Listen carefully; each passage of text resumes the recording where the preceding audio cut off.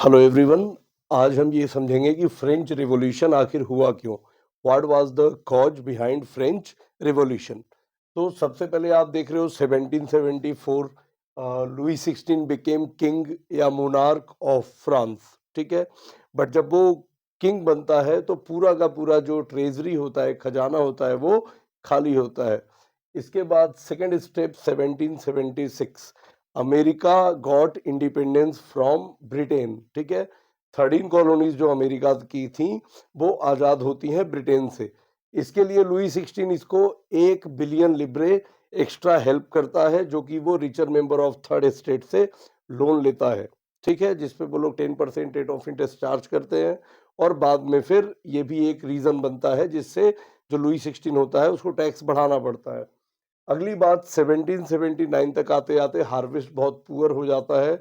और फिर harvest poor का मतलब कि जो खेती होती है वो उतनी प्रोडक्शन नहीं दे पाती कि 1715 में जो वहाँ की पॉपुलेशन थी वो थी 23 मिलियन। और 1789 आते आते जो पॉपुलेशन हो गई थी वो हो गई थी 28 मिलियन। तो ये जो इंक्रीज हुआ था, बट लैंड क्वालिटी जो थी या जो एग्रीकल्चरल लैंड था वो इंक्रीज नहीं किया गया था। तो इसीलिए जो है वो लैंड उसने इम्प्रूव किया नहीं, और फाइनली इतने लोगों को जो रिक्वायरमेंट थी फूड की वो पूरी नहीं हो पाई। इसके बाद आप देखोगे तो है फिर आपका सबसिस्टेंस क्राइसिस। ऐसी सिचुएशन होती है जहाँ पर जो लोगों की जो बेसिक लिवलीहुड और बेसिक मीन्स ऑफ जो लिविंग होता है वो भी अफेक्टेड हो जाता है। मतलब लोग अपना पेट भी नहीं भर पाते। 2 स्क्वायर मील्स अ डे, मतलब 2 वक्त की रोटी भी वो नहीं खा पाते। 5 मई 1789 को राजा फैसला करता है कि अब मैं टैक्स बढ़ा दूंगा, क्योंकि मेरे लिए maintenance, palace, soldiers, salary, administration ये सब बहुत मुश्किल हो रहा है। तो I will increase the taxes. और वो स्टेट्स जनरल की मीटिंग बुलाता है 5 मई 1789। तो अल्टीमेटली आप ये समझ लो कि सारे लोग जो होते हैं वो वॉकआउट कर जाते हैं उस स्टेट्स जनरल की मीटिंग से।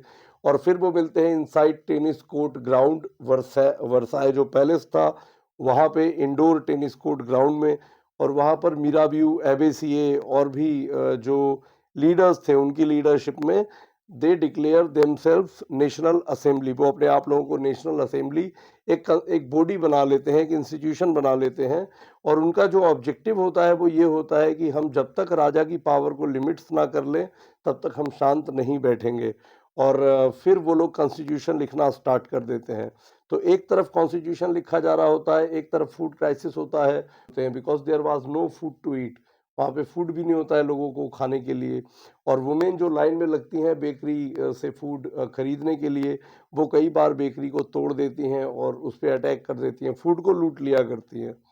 अल्टीमेटली वहाँ होता क्या है कि राजा ऑर्डर देता है अपने ट्रूप्स को कि जाओ पेरिस की सिचुएशन को कवर अप करो। बट र्यूमर, मतलब अफवाह फैल जाती है कि राजा ने बोला है कि सबको वहाँ पे मार दो।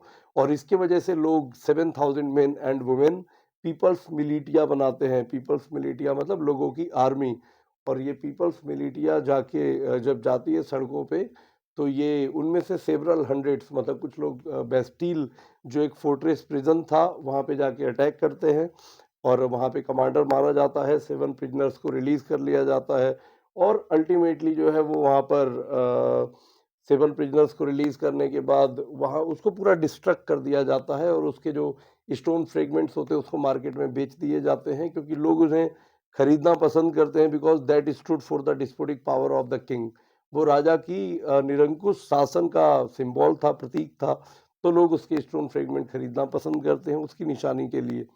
और इसके बाद राजा के पास कोई और ऑप्शन नहीं होता, बिकॉज दंगे हो रहे होते हैं। और फाइनली राजा कॉन्स्टिट्यूशन को साइन कर देता है और फ्रांस जो है वो कॉन्स्टिट्यूशनल मोनार्की बन जाता है। इसके बाद आप देखो तो 1791 में वही वोट दे सकता था जो 25 ईयर्स ऑफ एज का था।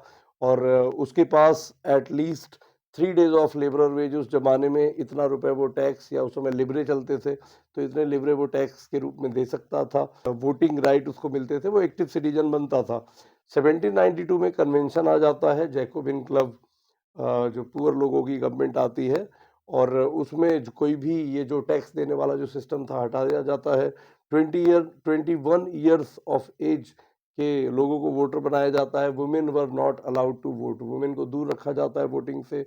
और फाइनली फिर रेन ऑफ टेरर, जिसमें मैक्सिमिलियन रूल करता है। और सारे बदलाव आप जानते हो, अभी ये शॉर्ट में मैं बता रहा हूँ। इसके लिए एक अलग से वीडियो बनाएंगे। तो फिर ये सारी चीज़ें चल रही होती हैं। फिर 1795 में मैक्सवेल रॉबस्पियर का रूल ख़त्म। फिर 1795 में directory rule, 5 executive members elected by 2 legislative councils. और फिर इस तरीके से नेपोलियन आता है इजिप्ट की लड़ाई बीच में छोड़ के। इन 1804 Napoleon declared himself emperor of France. तो इस तरीके से ये सारी चीज़ें चलती हैं फ्रेंच रिवॉल्यूशन में। और अगर आपसे कोई पूछे what do you mean by French Revolution, तो वेरी सिंपल कि the period from 1789 to 1799 is considered as French Revolution. जो भी इस बीच होता है that was a part of French Revolution. Thank you. Comment जरूर करना, अपने क्वेश्चंस कमेंट में पूछना। I will reply your questions with my answers. Thank you everyone. Bye bye.